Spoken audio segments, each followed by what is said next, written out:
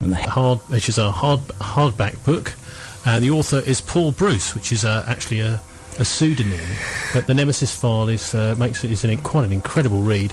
The author was a tough and idealistic young trooper when his crack SAS unit was sent to Northern Ireland, their top secret mission to summarily execute unarmed suspected members of the IRA under the complicit direction of the intelligence services, Parliament and the Prime Minister. The Nemesis file chronicles Bruce's participation in this grisly secret war. Anyway, back to you. And the next question, Richard, is did the UDA terrorists collude with the official army regiment, the UDR? Yeah, okay. I was going to just sum up by mentioning the Robert and the Wreck issue, but I'll move on if you like.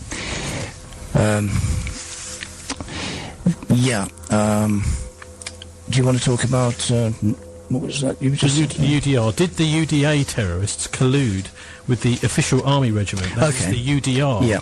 I mean, there's so many different little three-letter acronyms here. The UVF, UDA. The UDR is the Ulster Defence Regiment, which was the official army unit. Yeah. The UDR is the Ulster Defence Regiment, and the UDA is the Ulster Defence Association. One of them is legal, and the other's not. So the UDA remained legal throughout the Troubles. The IRA was always made illegal, but the UDA had a legal status. Okay, back to you then, Richard. The declassification of documents, which were exposed in 2004 and dated back to 1970, indicated that 15% of known legitimate UDR troops were also acting members of the Loyalists UDA. In August 1989, the illegal UDA claimed that they had received security force files on IRA target suspects, in this sort of directional feed, back and forward.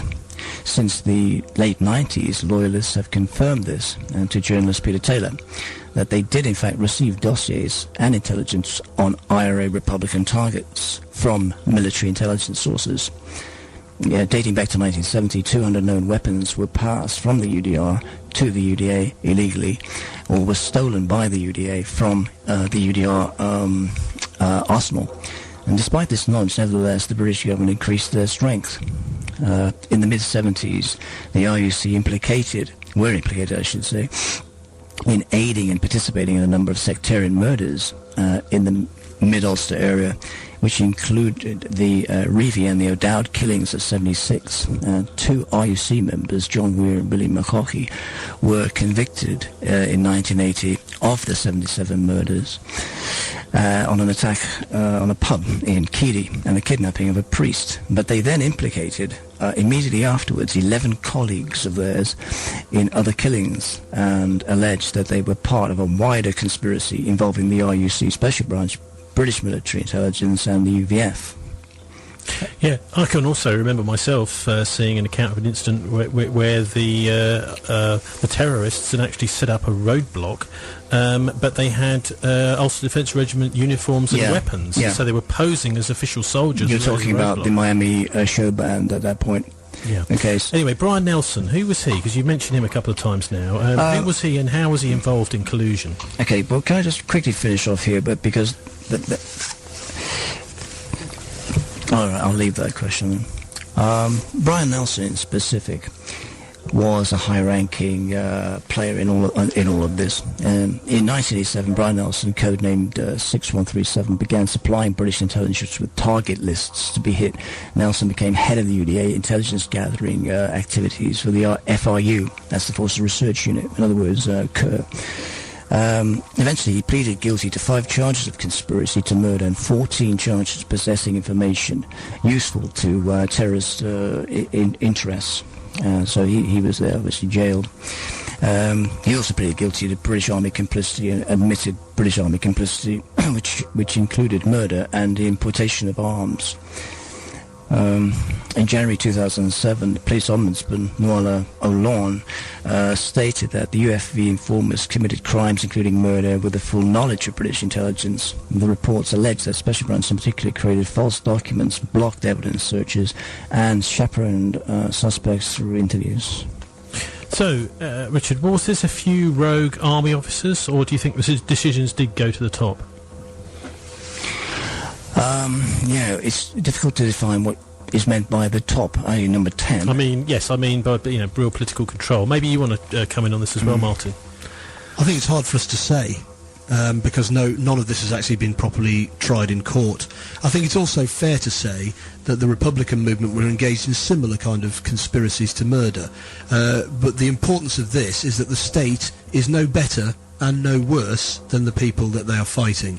And I think that we all have to take a step back from those terrible years and recognise that everybody on all sides has got much to be ashamed of in what happened, and hopefully we can now put it behind us by talking about it, put it behind us and move on into a better future. Just to summarise the actual conclusion of the inquiry, during the course of the 3 inquiries, over 9,000 statements were taken and 10,000 documents recorded, totaling over 1 million pages of information, and 16,000 exhibits seized, which in fact during its 15 years that it ran led to the arrest of only 144 people, and so far only 94 of those have actually been convicted.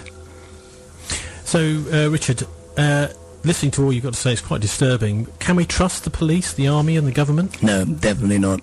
You can take that to the bank.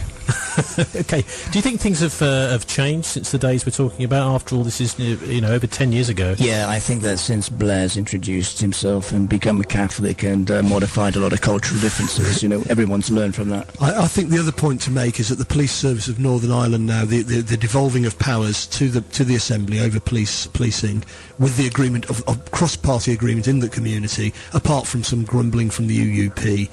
There's no reason for anybody not to support the new police service for Northern Ireland. It's the whole community. By digging through the past and getting it out of the way, we can move forward in a more constructive way, hopefully. It's very important to stress the fact that you can't go around killing, in principle, solicitors, irrespectively of who they're defending, because that's just right out of order.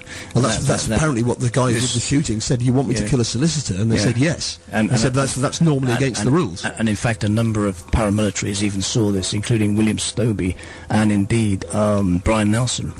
It's a fascinating report, this Stevens report. It was a long time coming. Can we find it on the internet? Is it actually up there in cyberspace? Yeah, the internet does have a copy of the actual report, detailed minuted findings of the conclusion. Bryn Cowley, thanks very much. And next week we'll be looking at the Good Friday Agreement, as it is in fact Good Friday. How's it holding up 12 years on?